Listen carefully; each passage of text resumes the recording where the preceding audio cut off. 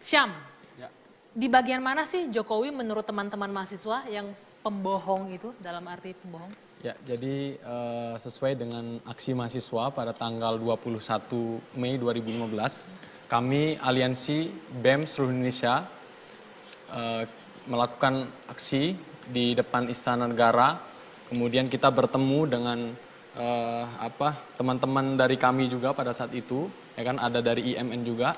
Kemudian aksi berjalan cukup lancar, sekitar 2.500 mahasiswa dari BEM seluruh Indonesia. Kemudian kami dari staf kepresidenan, ya kan, menghampiri kami dan kemudian meminta perwakilan dari kami. Karena saya sebagai koordinator pusat, maka kemudian saya mencoba berkomunikasi dengan staf kepresidenan. Dan kemudian pada saat itu mahasiswa diminta 25 orang untuk masuk ke dalam istana untuk bertemu dengan Bapak Luhut Panjaitan dan Mensesnek, kemudian ada Menseskap juga. Dan kemudian kami tidak mau karena cuma 25 orang. Kemudian pada saat itu kami melobi ya staf kepresidenan, kemudian kita minta 50 orang. Karena pada saat itu ketua-ketua BEM yang hadir sekitar ada 50 orang. Oke.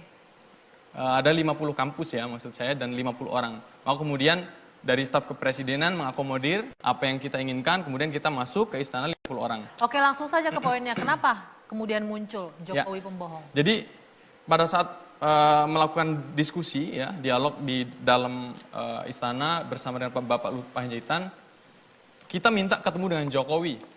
Ya kan, kita minta ketemu dengan presiden karena kemudian kita akan membawa tuntutan kita. Tapi kemudian karena presiden ada di Malang, kemudian Bapak Luhut Panjaitan dan beserta menteri kemudian meminta kami bagaimana ketika hari Senin.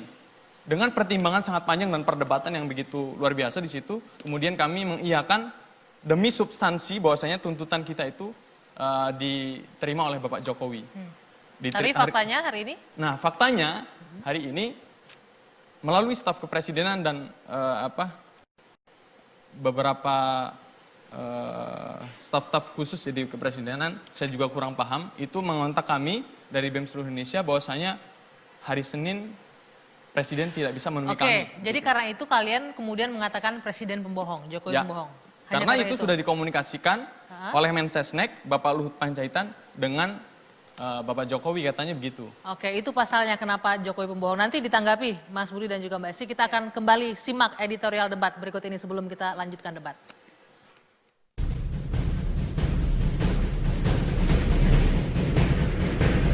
Belum genap setahun memimpin, Presiden Jokowi didemo ratusan mahasiswa dari seluruh penjuru negeri.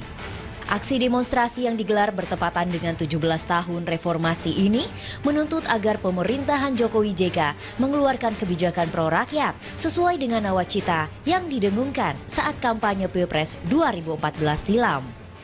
Melambungnya harga BBM diikuti dengan naiknya harga-harga sembako menjadi kenyataan yang sulit dielakkan. Kehidupan rakyat Indonesia pun kian susah, sejahtera bagaikan impian semata.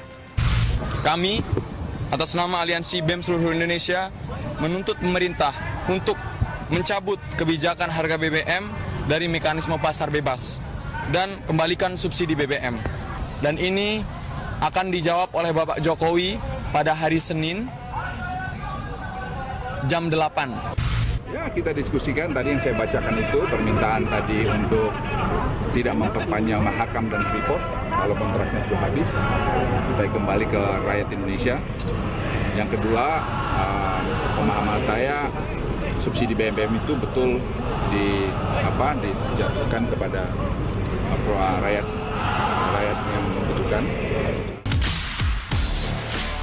Sayang, mahasiswa harus menelan rasa kecewa tak dapat menyampaikan aspirasi di depan Presiden Jokowi. Pihak istana berjanji Presiden akan menemui mahasiswa pada Senin ini. Namun, janji tinggallah janji. Presiden Jokowi kembali tak dapat temui mahasiswa hari ini. Meski hingga kini belum dapat bertemu Presiden, mahasiswa akan terus menagih komitmen Jokowi untuk menjalankan amanat rakyat yang berpihak pada rakyat. Jadi untuk masalah subsidi BBM itu saya rasa kebijakan ini juga perlu dipertimbangkan gitu.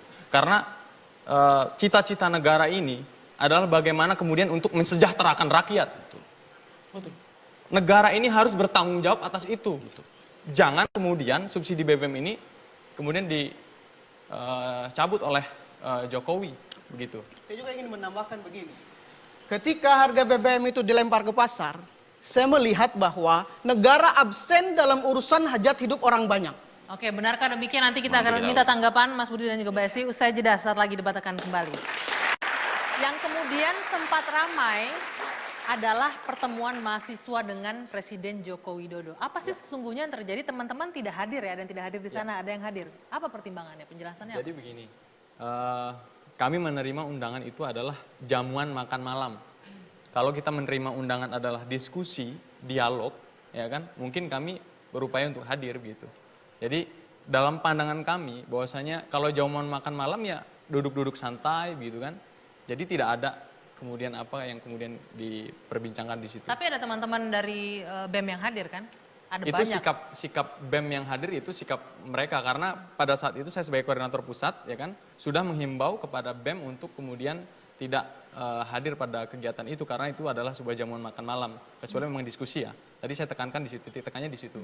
Kemudian kalau ada BEM yang kemudian hadir ya kan, karena di situ yang diundang itu atas nama BEM, bukan atas nama BEM seluruh Indonesia. Jadi di situ yang nggak gabung di aliansi BEM seluruh Indonesia pun ada yang diundang gitu. Oke. Saya kira begini, bagi kami mahasiswa itu adalah sebagai penyambung lidah rakyat.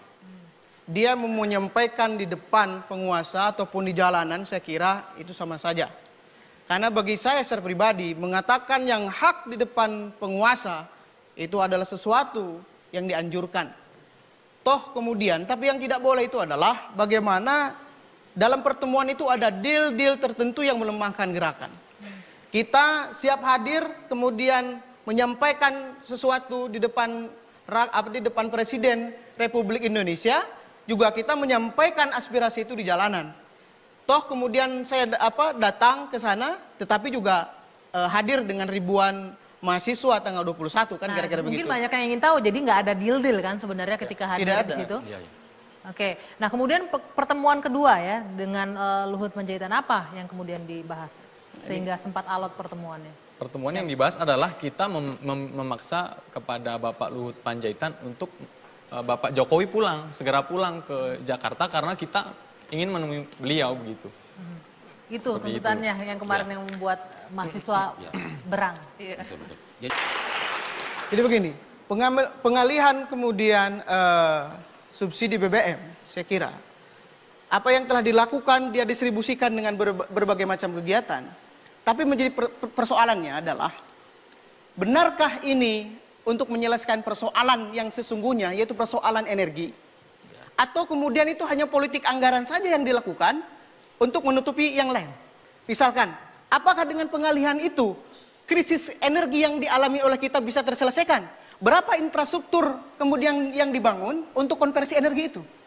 Kemudian, sudahkah kemudian LCGC itu di-stop? Oke. Itu tidak menyelesaikan persoalan.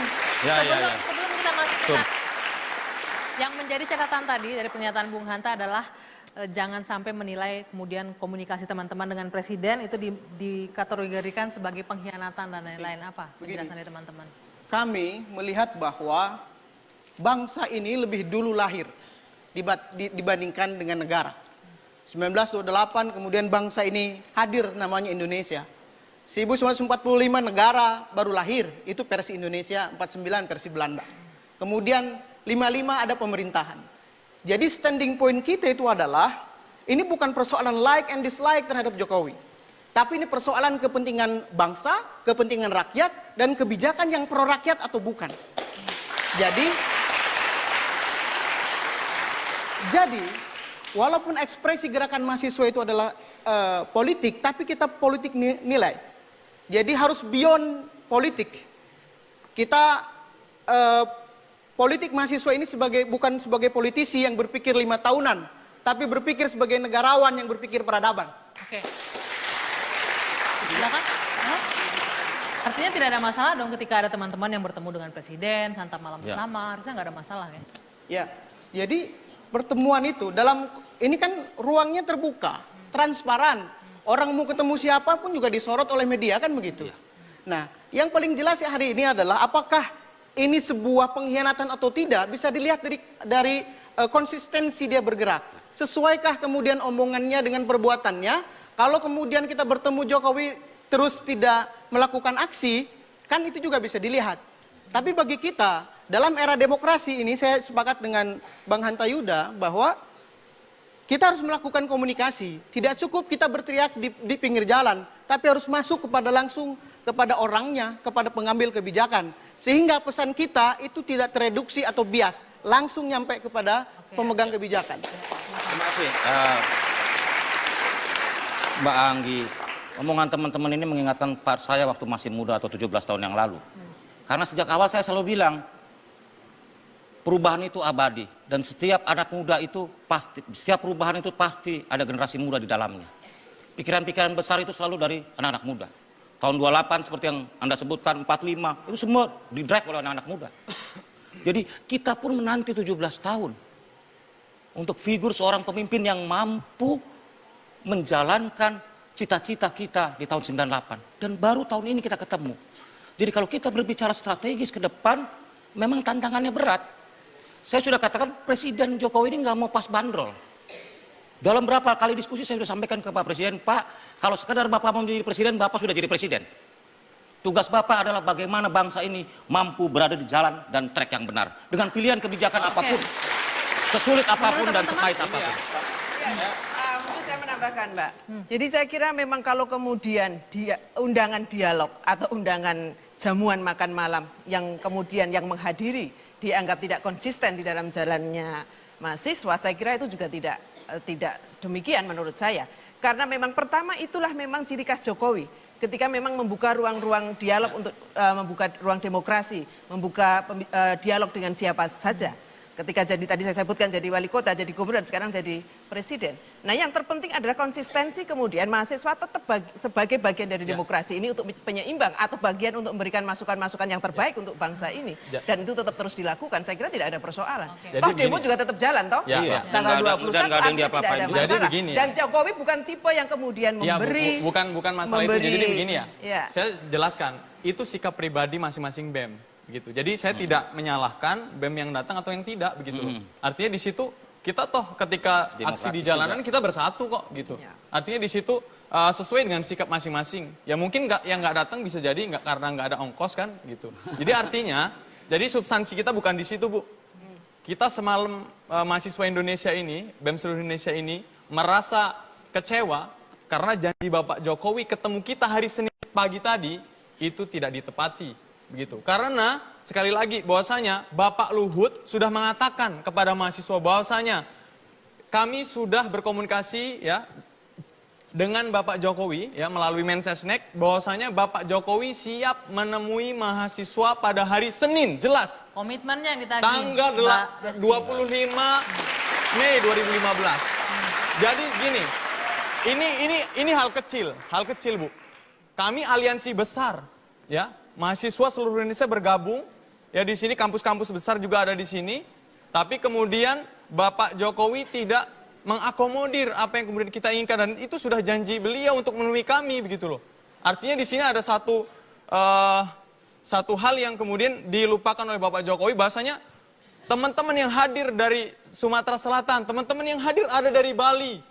Itu merasa kecewa Bu gitu, tidak ketemu dengan Bapak Jokowi hari Senin ini begitu.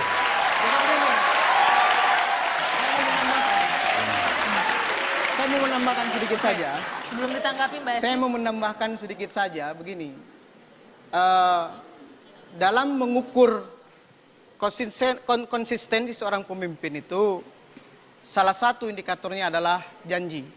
Janji bertemu saja dengan mahasiswa itu tidak ditepati. Bagaimana janji dengan rakyat? Oke, Mbak Esti bagaimana? Tolong dengar, titik poinnya adalah sekarang pemerintah salah nggak kalau begitu? Apakah mahasiswa yang salah? Apakah pemerintah? Nah, saya kira Konteksnya. ini adalah komunikasi yang mungkin kan? belum. Kita kan Mahasiswa ini penyambung lancar. mahasiswa ini penyambung lidah rakyat. Ya. Kalau mahasiswa dan penyambung lidah rakyat itu tidak dihargai, bagaimana menghargai person-person rakyat itu? Mas Budi, Mbak Esti, ini janji Jokowi dengan mahasiswa ternyata bagi mereka jadi indikator terhadap janji-janji Jokowi yang lain. Kita tidak eksklusif, Pak, gitu. Ya kan, kalau kita lihat hari ini adalah misalnya DPR penyambung lidah rakyat gitu. Ketika masalah begini, di mana DPR gitu? Ini ada Di mana DPR ketika masalah BBM ini? Hah? Mahasiswa yang sekarang berdiri. Di mahasiswa, sudahlah. Tidak penting juga kita ketemu Jokowi sebenarnya. Nah, ini kuncinya, malah merasa tidak Terus kenapa Oke. minta ketemu kalau Benar. nggak jadi penting? aneh nih. Sebentar, sebentar juga harus selesai juga. Yang lebih penting itu adalah mahasiswa tetap dalam tracknya sebagai check and balancing terhadap pemerintahan. Dan yang lebih penting itu adalah Jokowi merealisasikan dan melindungi kepentingan pribumi dan tidak tergantung terhadap asing dan asing. Ini menjadi lebih penting. Nah, sebenarnya begini.